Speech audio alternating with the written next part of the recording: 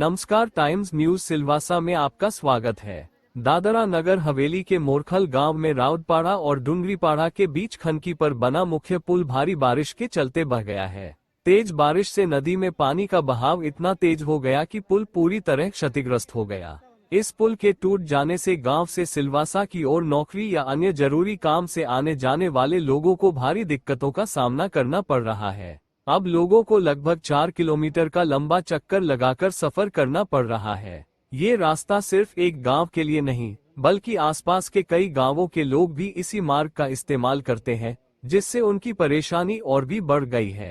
स्थानीय लोगों ने प्रशासन से जल्द इस पुल की मरम्मत कराने की मांग की है, ताकि बरसात के मौसम में लोगों को राहत मिल सके और यातायात सामान्य हो सके।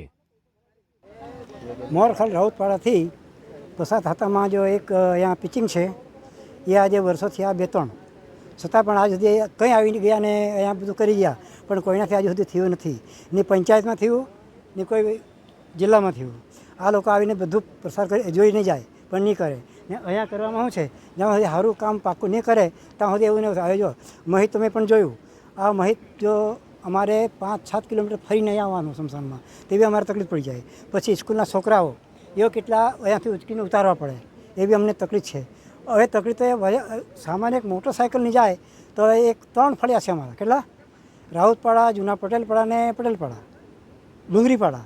તો 3 ફળિયામાંથી જે આટલા જો માણસને મોટરસાઇકલની જતી હોય અને એવી હાલતમાં હોય તો આ લોકોને સરપંચને તાત્કાલિક આવીને આનો એક રસ્તાનો કરવા પડે એમ. પણ સરપંચ બી એવો હોય કે હવે વધારે કહેવાય નહીં, પણ આ લોકોની જવાબદારી હોય પંચાયતમાં ધારે તો આ લોકો અઠવાડિયામાં પુલ તૈયાર કરી નાખે થાય પી. પણ હવે પછી આપશું. ને એક બીજું કે આ જે જગાવાળા ખરા ને તે ઓબ્જેક્શન એવું લે કે અમારી જગા બગડે, પણ જગા બગડે પણ આ બાંધે તો ને આ જગા જે બગડતી છે તો પહેલાં બાંધવું પડે. આ તો એક એમાં અહીંયા જો નાખવા આવે ને મટ્ટી તો મુરમ એ લોકો નાખવાની દે પાછા. એ કોની જગ્યા છે? આ બાજુવાળાની છે, પણ નાખવાની સવાલ એવું છે કે જો તે વખતે મેં લાખો રૂપિયાનો ખર્ચો કરાયો સરકાર પાસે, ને આજે તમે રસ્તો બંધ કરો, ચાલશે? નહીં ચાલશે. કેમ કે તમે તે વખતે જ નથી આપવાની હતી જગ્યા. આજે બન્યું ને ત્યારે નહીં આપવાની હતી, ને હવે પછીના બની ગયું ને હવે તૂટફાટ થાય ત્યારે એમ કે નહીં કરવાનું. એટલે કેવી રીતે નહીં બનાવવા જોઈએ કે નહીં? ત્યારે આ બાજુવાળા કે રસ્તા નાખવાનું નહીં એમ. મેં કીધું તમે નાખવાનું, અમને કંઈ પૈસા જોઈએ તો તમને પૈસા જોઈએ. તો એ રાંધા ગ્રામ પંચાયત તરફથી આવેલ છે મોરખલ રાઉતપાડા પુલ. તો અહીંયા બાજુમાં જો મટ્ટીથી પણ પૂરણ કરે, પણ માલિકની જે ખેતી છે, ખેડૂત, તેનું જે નુકસાન થાય તો નુકસાનની જવાબદેહી તો કોની હોય? સરકાર પ્રશાસકની હોય કે આ વ્યવસ્થિત કરી આપવાનું હોય. હમણાં માલિક બંધ કરાવવાનું કારણ એ કે બધા પથ્થર છે, મુરમ છે કે કંઈ મેટલ નાખે તે તો બધા તેના ખેતરમાં જાય, એટલે તે તો ના પાડવાનું જ છે. એના કારણે વ્યવસ્થિત બનાવીને પછી એ લોકો બનાવવા તૈયાર છે, પણ વ્યવસ્થિત માલ મટીરિયલથી બને તો એ તૈયાર છે. એટલે સર આ બનાવી આપવા જેવું છે.